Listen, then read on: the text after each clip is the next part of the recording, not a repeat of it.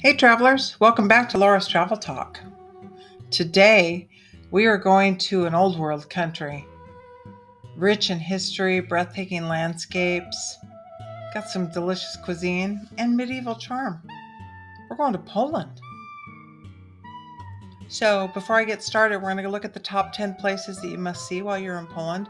Please don't forget to give me a thumbs up or even a comment if you don't have stage fright.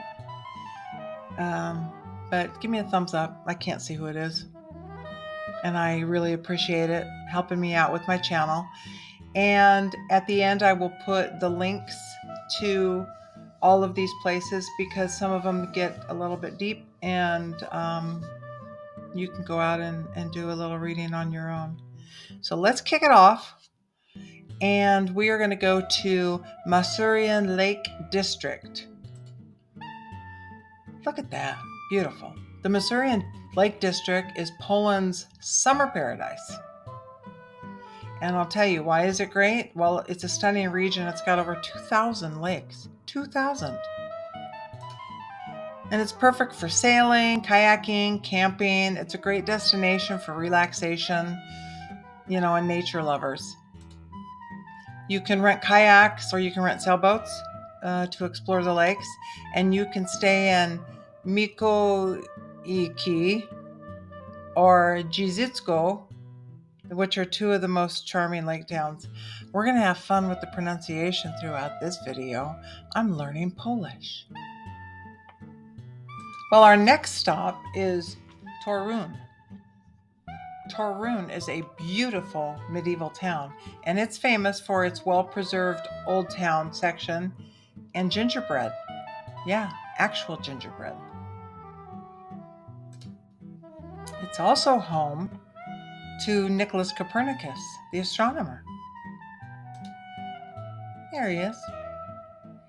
So my tips for visiting would be to try the Torun gingerbread. Of course, it's one of Poland's most famous treats.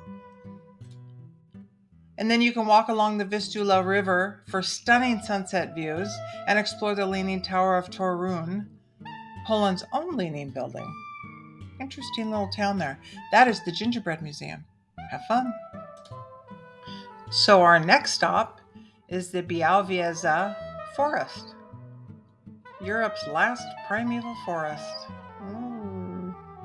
Why is it great? Well, it's one of the oldest forests in all of Europe. Wow, that's saying something. And it's home to the European bison. And it's an UNESCO listed natural wonder, great for hiking and wildlife spotting. My tips for visiting would be take a guided tour to increase your chances of seeing old Mr. Bison there. That's pretty cool. And if you visit in fall or spring, you get the chance of the best weather and wildlife sightings. Or you can stay at the Białowieża village for a peaceful nature-filled getaway. Have fun. Our next must-see spot in Poland is the Malbork Castle. It's the largest castle in the world.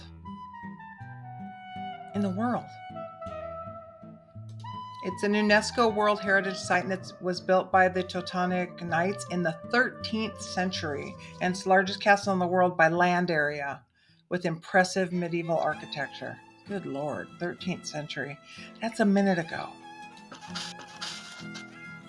My tips would be get a guided tour, and that's highly recommended, so you can learn about the whole history of the castle and visit during summer for medieval reenactments and festivals.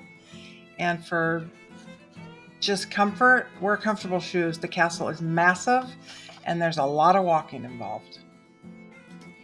So our next must-see spot in Poland is Wrocław, the city of bridges and dwarfs. Why is it great? Well, it's known for its beautiful bridges, riverside views, and lively atmosphere. And it's famous for Wrocław Market Square, Ostrów Tumski, Cathedral Island, that's Ostrów Tumski, and the Centennial Hall. And if you want to take a good tip, you can go on a dwarf hunt.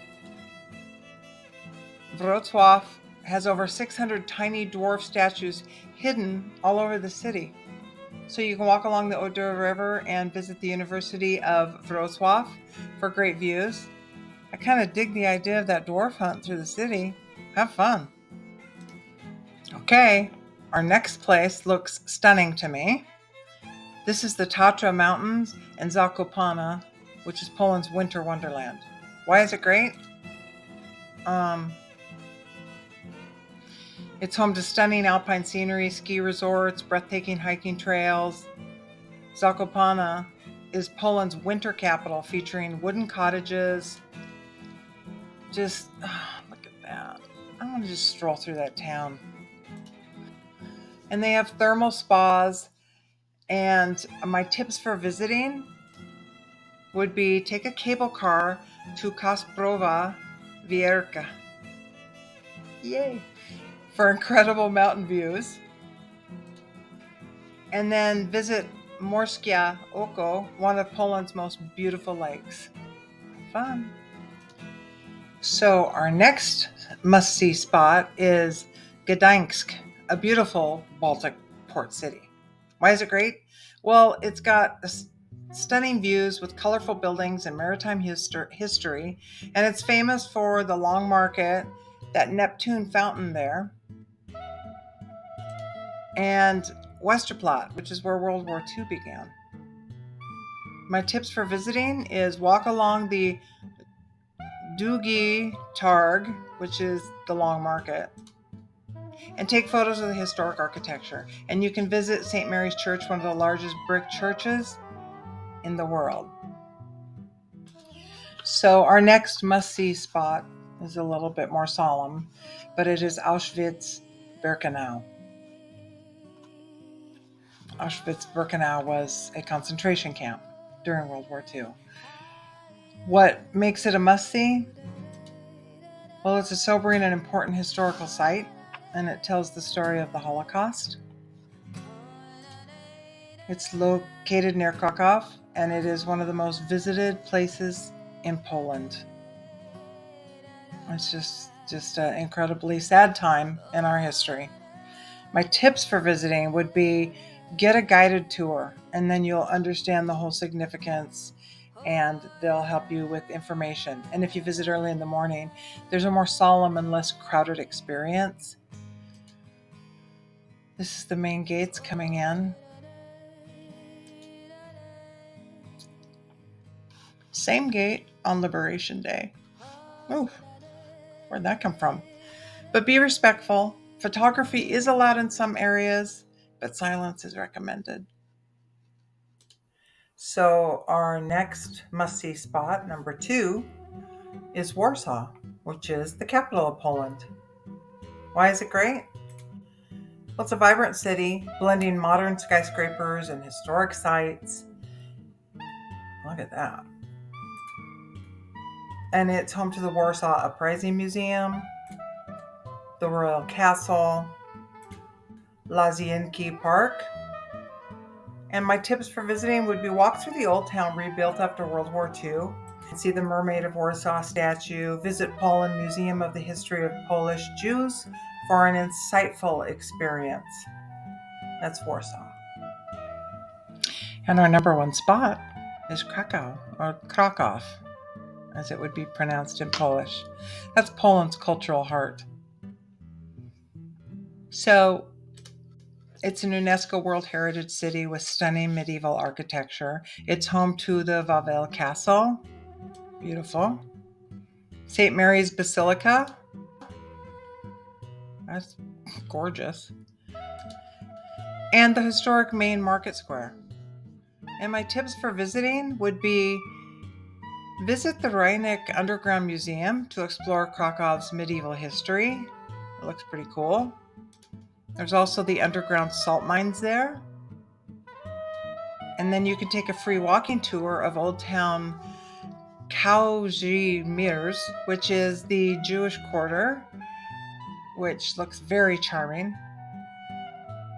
So I think it's time to get off to Krakow. I have not been to Poland, but it is on my bucket list, and there's just so much to see here. So I hope you get a chance too. So before we finish off, I just wanted to mention a couple of delicious foods to try in Poland.